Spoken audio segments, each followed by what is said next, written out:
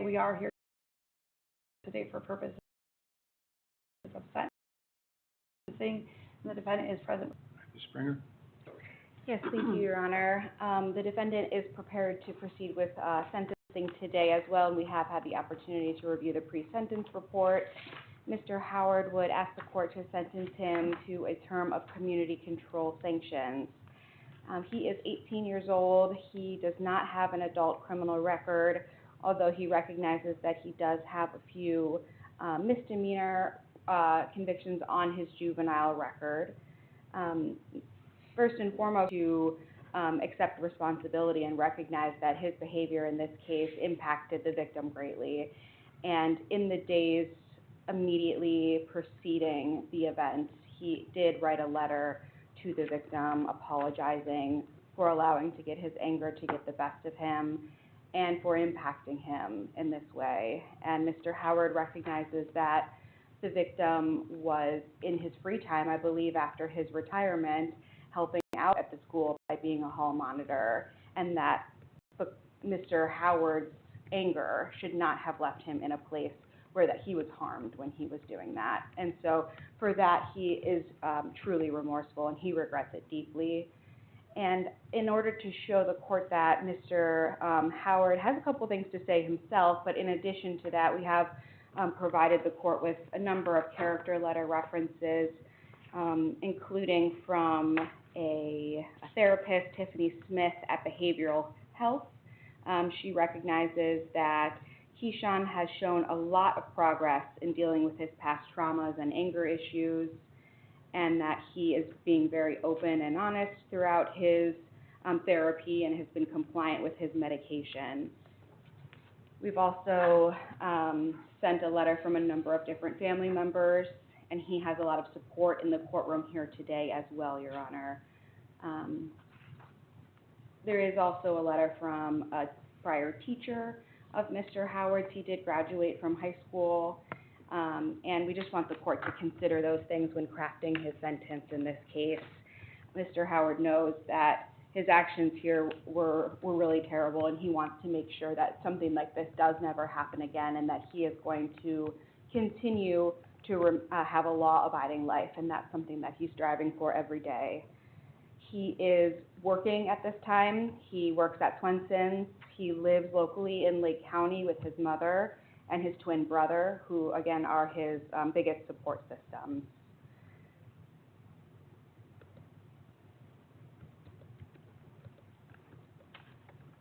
So Mr. Howard would ask the court to sentence him to community control.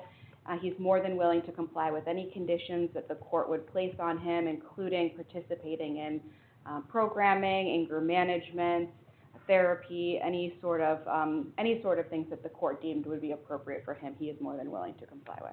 Thank you, Your Honor. Thank you. Mr. Howard, what do you want to tell me before I impose sentence?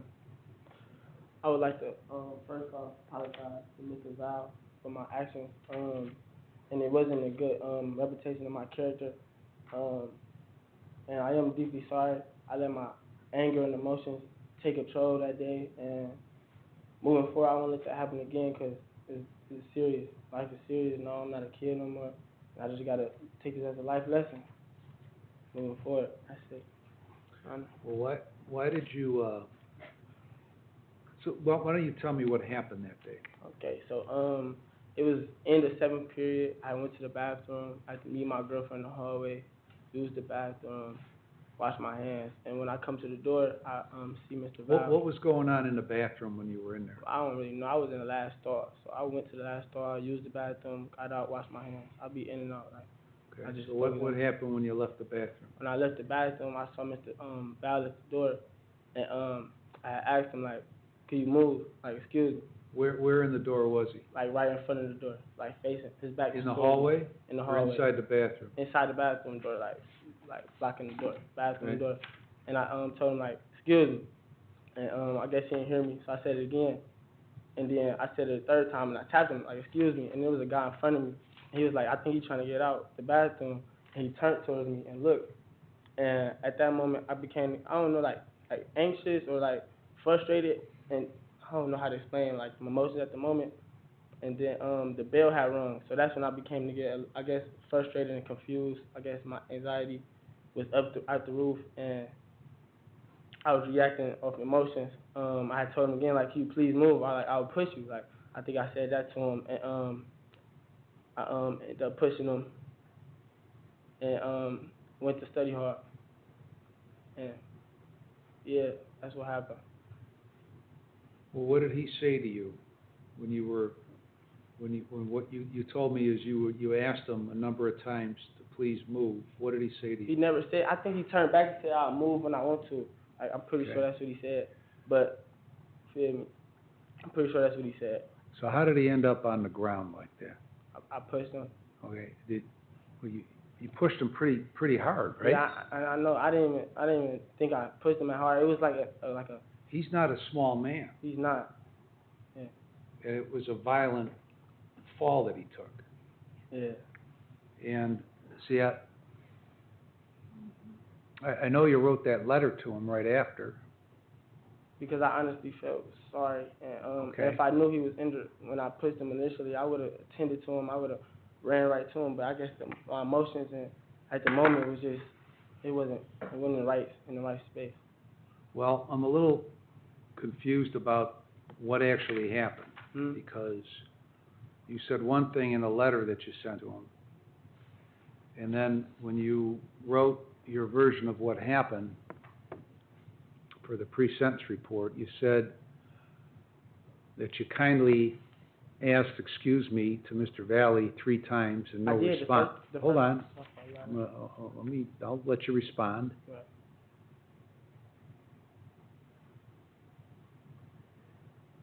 And so that's how you phrased what happened. Then you pushed him, never intend to cause him any harm. And when you spoke with Ms. Randallson for the interview, you said that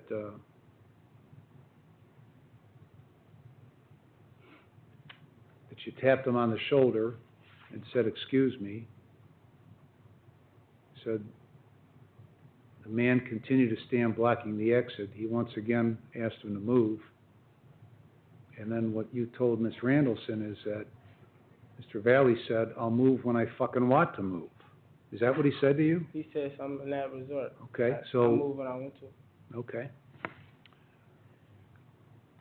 And then you pushed him. Okay, so what did you want to say? I wanted to say I did kindly ask him multiple times. I guess when I became to get more like I guess frustrated is when the bell rung, and I was kind of like confused on like why he still got me in the bathroom and then not telling me why. I guess that's when I kind of lost control of my emotions.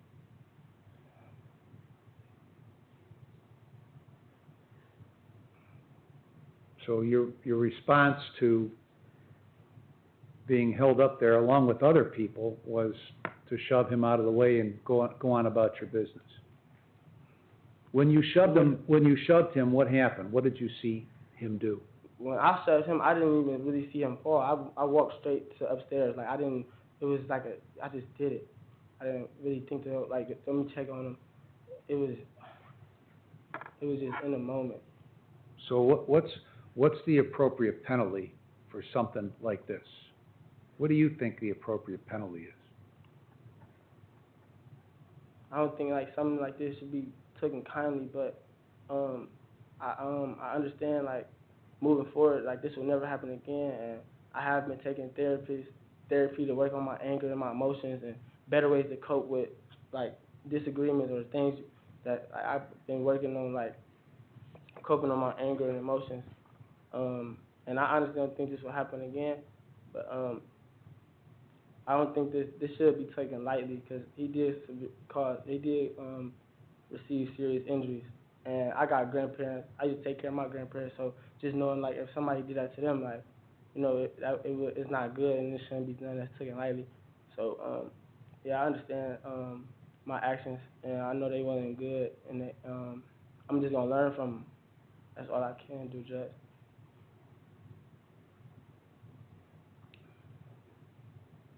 All right, anything else you want to tell me?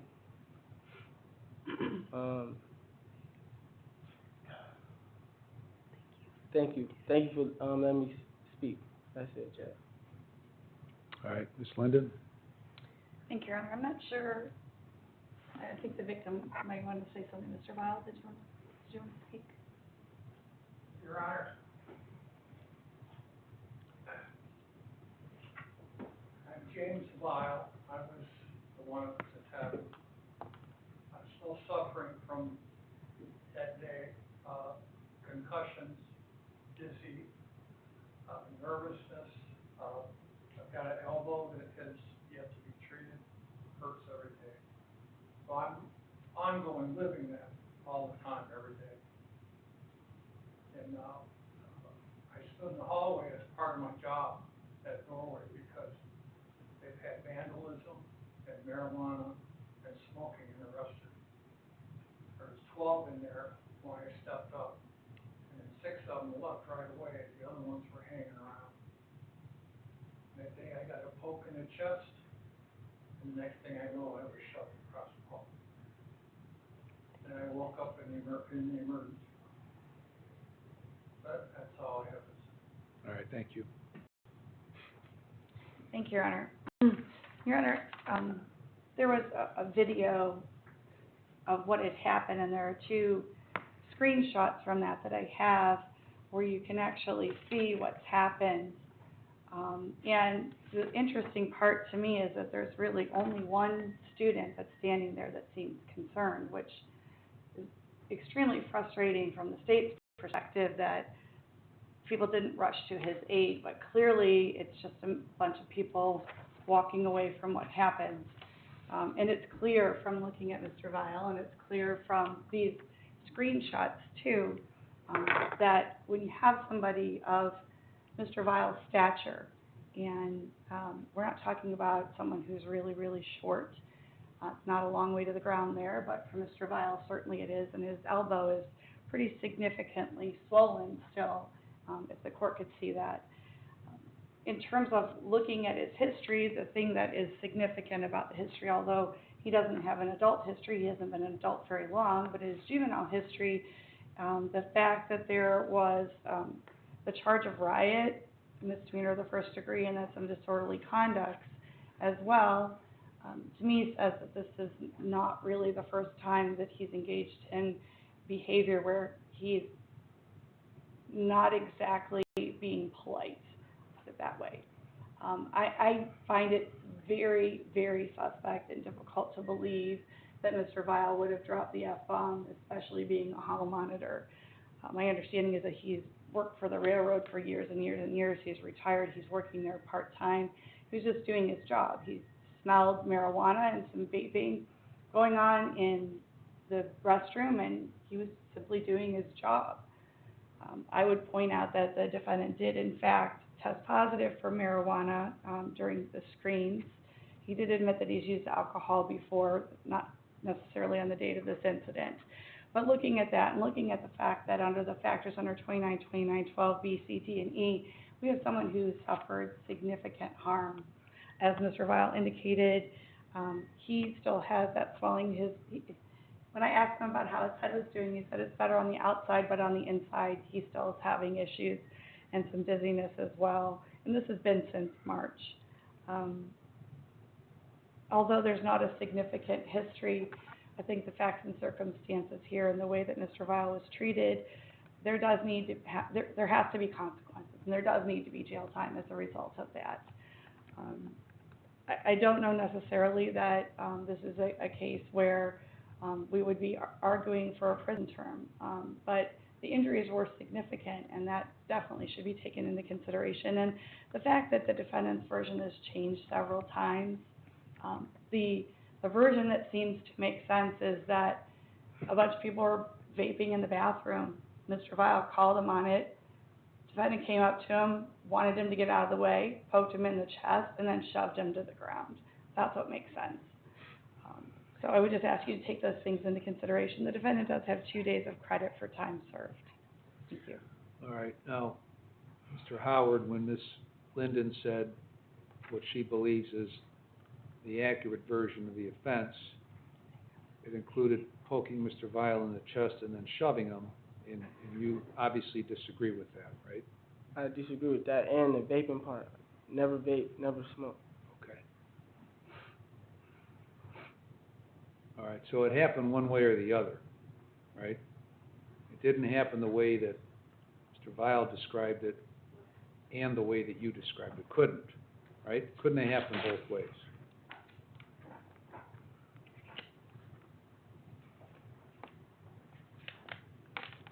All right, I've reviewed the pre-sentence report. And I've reviewed the drug and alcohol evaluation. I reviewed the victim impact statement, the letters that were sent to me in support of Mr. Howard. I've considered all aspects of 29-29-11, 29-29-12, and 29-29-13. It's very disturbing to me that Mr. Vile is there working part-time in the school with very specific duties, is trying to comply with those duties in light of the problems that had been occurring there that he described when he spoke. And in enforcing what he believed were his duties, which were to get the administration folks involved after notifying them what he witnessed. In the scope of doing those duties, he's assaulted. I don't believe for a minute that you said, "Excuse me, sir," 3 times and asked him politely to move. I don't believe that Mr. Vile said, "I'll move when I fucking want to move," okay? I don't believe your version of the events. Doesn't make any logical sense.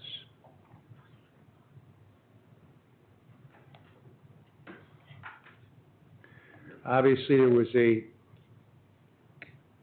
serious injury suffered as a result of what you did,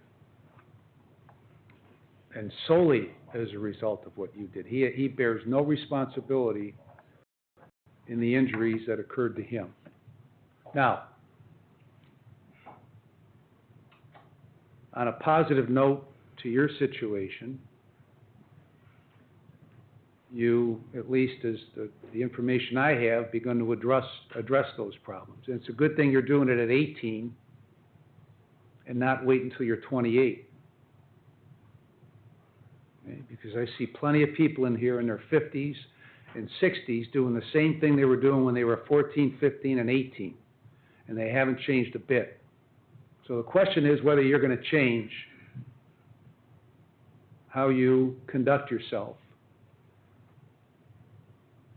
when you are, and I'm going to say challenged, okay, because that's what this was, challenged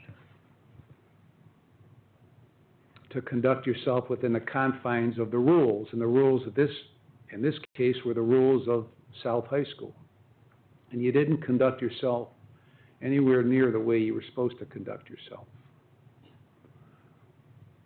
So in consideration of everything that I've indicated and also what you have said here today, what Mr. Vile has said here today, what counsel has said today, I'm going to find you amenable to community control, and I'm going to place you on community control for 5 years. You're going to serve 90 days in a Lake County jail with credit for 2. And it's my determination that that's the appropriate penalty for what occurred. The last 30 days are going to be you're going to enter into and complete the jail treatment program because by your own admission, you've been smoking marijuana since you were 14. The only reason I did not revoke your bond when you tested positive on the referral was because I wanted to wait to see what the levels would be when you came back for your interview, and they dropped. So that's why your bond wasn't revoked. Okay. But you're going to complete that program and follow all the recommendations. You're going to continue your treatment with I believe it's Ohio Guidestone, follow all those recommendations. You're to have no drugs or alcohol, and you'll be screened in order to enforce that order. You're to obtain and maintain full employment. You're to have no contact with Mr. Vile. Costs and supervision fees associated with this case. Ms. Randallson, any other terms you think are applicable?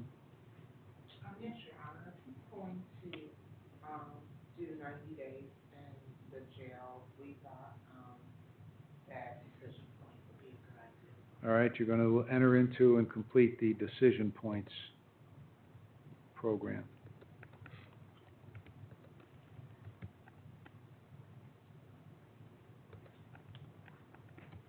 You understand all the terms? Yes, Your Honor. If you fail to comply with the terms, any of the terms, the state will file a motion to terminate your community control. And if I find you violated the terms of your community control,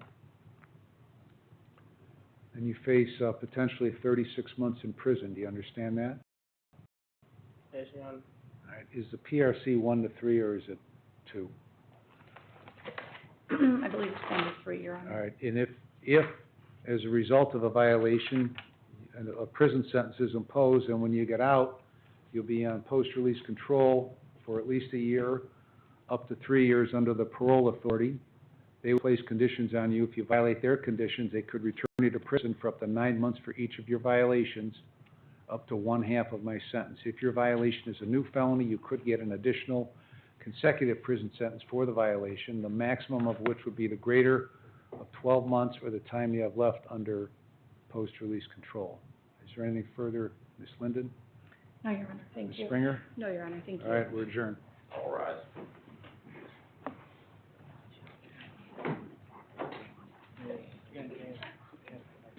I came up here. Yeah, you can get that. You got anything else? You good?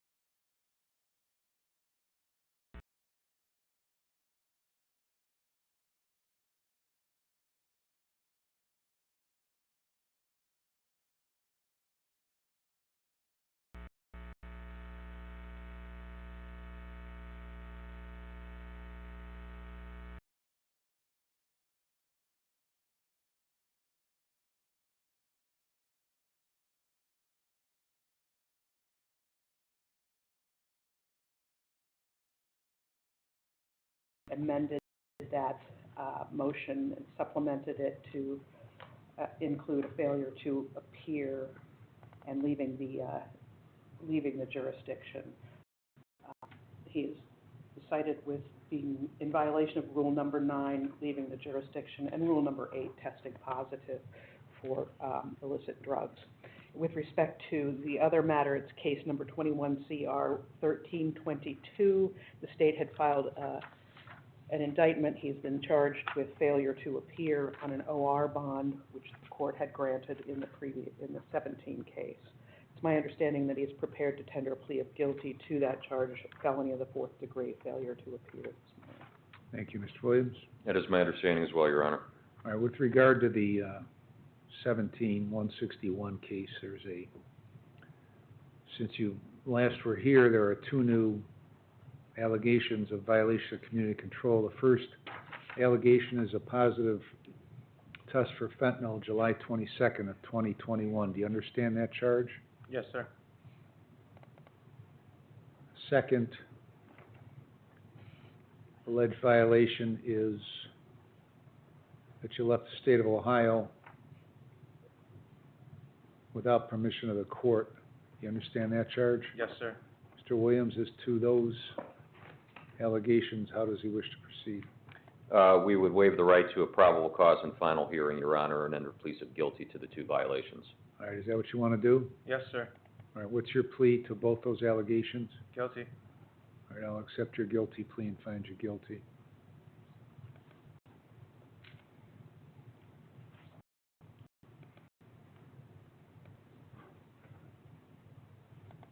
With regard to the failure to appear, it's your intention to plead guilty to that charge?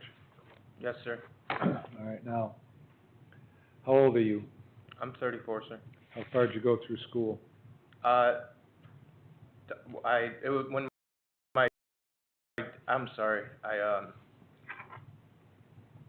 was in 9th grade and my sister got killed in a car accident and I dropped out after that. And I started working for the man behind me that I stole the weed whackers from, sir. All right, are you a U.S. citizen? Yes. Are you able to read, write, and understand the English language? Yes, sir. Prior to coming to court, have you taken prescription medication in the last 48 hours? No, sir. Have you ever been diagnosed with or treated for any mental illness? Yes. And what have you been diagnosed with? Bipolar, borderline personality disorder, and PTSD. And are you being treated for that? Not currently, but I did seek help from them to ask them when I do get out if I can meet with them to try to get on something again for my bipolar. All right, are you able to understand what's going on here today? Yes, absolutely. All right, did you get a copy of the indictment in this case? I believe so, right? One count, it alleges failure to appear, a felony of the 4th degree. Do you understand that charge? Yes, sir. Any questions about the charge? No. All right, now before I accept your guilty plea, I need to determine that you know and understand the constitutional rights you'll be waiving, the consequences of your guilty plea and the maximum penalty I could give you, and I need to be satisfied that your guilty plea is being made freely, knowingly, and voluntarily. I'm going to ask you some questions. If you don't understand a question or you want some more time to talk to Mr. Williams, let me know and I'll give you more time. Do you understand that? Yes, sir. You have a constitutional right to have a trial, either to me or to a jury of 12 Lake County citizens. Do you understand that right? Yes. Are you waiving that right? Yes. If you go to a jury trial, all 12 members must agree to a guilty verdict before you can be found guilty. Do you understand that right? Yes. Are you waiving that right? Yes. If you go to trial, the prosecutor will call witnesses to testify against you. Do you understand the prosecutor must prove you guilty beyond a reasonable doubt at a trial? Yes. After the witnesses are done testifying for the prosecutor, you have the constitutional right to have your lawyer cross-examine those witnesses. Do you understand that right? Yes, sir. Are you waiving that right? Yes, sir. If you go to trial, you have the right to have witnesses come here and testify for you. Do you understand that right? Yes, sir. Are you waiving that right? Yes. If those witnesses refuse to come to court, I'll issue an order called a subpoena to make them come here and testify. Do you understand that right? Yes. Are you waiving that right? Yes. You have the right to testify at trial if you want to. Do you understand that right? Yes. Are you waiving that right? Yes. You have the constitutional right to not testify at trial if you do not want to. Do you understand that right? Yes, sir, I do. Are you waiving that right? Yes. If you decide not to testify at trial, nobody is permitted to comment on that decision. Do you understand that? Yes. If you go to trial and you're found guilty, you have the right to appeal the guilty finding. Do you understand that right? Yes, Are you waiving that right? yes, If you could not afford to hire a lawyer, one would be provided at no cost. Do you understand that? yes, If you file, it'll have a transcript of all the hearings in this case. Do you understand that right? yes, I do. Are you waiving that right? Yes. If you could not afford a copy of those transcripts, they'd be given to you at no cost. Do you understand that? Mm-hmm. Yes, sir. If you plead guilty today, you will not have the right to appeal the guilty finding. Do you understand that? Yes, sir. Do you have any questions about any of your rights? No, sir, I understand them all. Do you still want to plead guilty to this charge? Yes, I do. Do you understand by pleading guilty, you're fully admitting your guilt to the charge? Yes, I do. You understand by pleading guilty to this felony, you're voluntarily giving up your freedom for whatever period of time I can sentence you to prison, to jail, or to community control. Yes, I do, sir. Failure to appear is a felony of the fourth degree. It carries a maximum sentence of 18 months and a maximum fine of $5,000. Do you understand that? Yes, sir. Are you release control to the parole authority? No. You understand your felony conviction prevents you from owning or possessing a firearm? Yes, sir, I do. You understand if a prison sentence is imposed in this case, you might have to serve a period of post-release control for up to 2 years under the parole authority. Yes, I understand, sir. If you are placed on post-release control, the parole authority will place conditions upon you. If you violate their conditions, they could return you to prison for up to 9 months for each violation, up to 1/2 of my sentence. Do you understand that? Yes, I understand. If your violation is a new felony, then you could get an additional consecutive prison sentence for that violation. Do you understand that? Yes, I do. If that occurs, the maximum prison term for that post-release control violation would be the greater of 12 months or the time you have left under your post-release control. Do you understand that? Yes, I do. Do you understand that if a prison term is imposed, you are eligible for judicial release? Yes. I could place you on community control for up to 5 years, but if you violate any conditions, I could send you to prison for 18 months. Do you understand that? Yes, sir, I do. Has anybody promised you that I would be lenient on you just because you're pleading guilty? Absolutely not. No, Has sir. anybody promised you what I will sentence you to in this case? No, nothing at all. Do you understand, at the time of sentencing, I do not have to prosecutor or your lawyer? I was made very aware of that. Yes. All right, have you had enough time to talk with Mr. Williams before pleading guilty today? Yes, sir. Has he discussed everything about your case and answered all of your questions? Yeah, everything I needed to know, yes. Are you satisfied with the advice he's given you? Yeah, very much so, yes. Have you been threatened or coerced in any way to plead guilty today? No, sir. Are you freely, knowingly, and voluntarily entering your guilty plea? Yes, 100%. Do you have any questions? No. All right. Ms. Mulligan, if this case went to trial, what would the evidence show? Your Honor, the state would be prepared to show that the defendant was being held on a pending probation violation for felony charges in case 2017 CR 161, when the court granted him an OR bond, which was filed, and he was released on April 21st, 2021. The matter was set for hearing. The defendant was aware that it was set for the hearing on August 18th, 2021, and he did not appear for that hearing here in Lake County. All right. Mr. Williams, anything to add to those facts? No, Your Honor. All right. Mr. Matek, did you hear what Ms. Mulligan said the facts would show if the case went to trial? Yes, 100%. And are those facts true? 100%, sir. All right. Then what is your plea to failure to appear a felony of the fourth degree? I'm guilty of it. All right, Mr. Williams?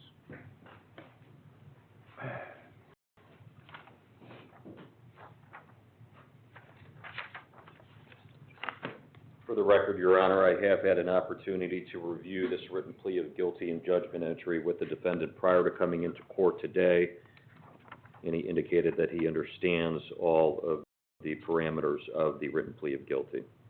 Is that correct, Mr. Matek? Yes, All sir. right. If you want to plead guilty, then you need to sign the document.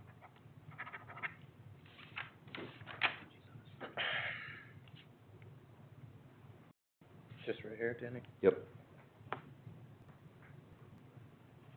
Is that okay? Yep.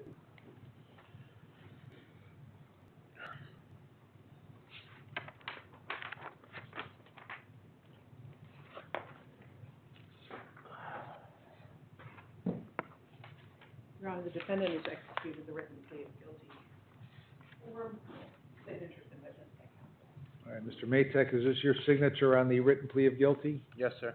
Did you sign it voluntarily? Yes. Do you want me to accept your written plea of guilty? Yes, sir. I'll accept the written plea of guilty. Defendant was President, when Mr. Williams advised of all of his rights, made a knowing, intelligent, voluntary waiver of those rights. He understands the nature of the charge, the consequences of his guilty plea, and the maximum penalty. Find it to be knowing, intelligent, and voluntary. I will accept his plea of guilty and find him guilty of failure to appear of felony 4. I'm going to refer this for updated pre-sentence report. Bob, what's that sentencing date? November 21st through 10/8. All right, sentencing will be November 21 at 10 a.m. Mr. Williams?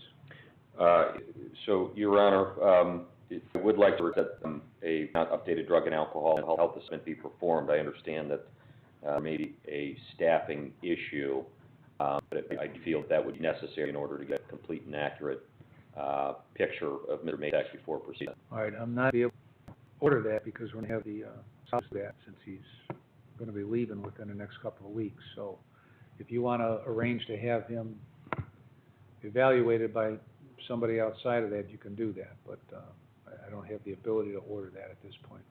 Okay, Your Honor. The only other thing I would address, I would ask the court to consider putting bond in place on the violation case, the 17 CR case. I believe there is currently no bond in place on that case. I believe there may be a $20,000, 10% bond in place on the 21 case. The primary reason we are asking for that, Your Honor, Mr. Matek's father, who's in the courtroom today, is ill with cancer. Obviously, the next time we may be coming before this court, there's a distinct possibility that could be the last time he ever lays eyes on his father. We would ask the court to consider a bond that would include a GPS monitor, but he would like the opportunity, at least for the time being, to be able to spend some of these final days that he may have with his father. I am aware there's also an outstanding holder in Geauga County that would provide him potentially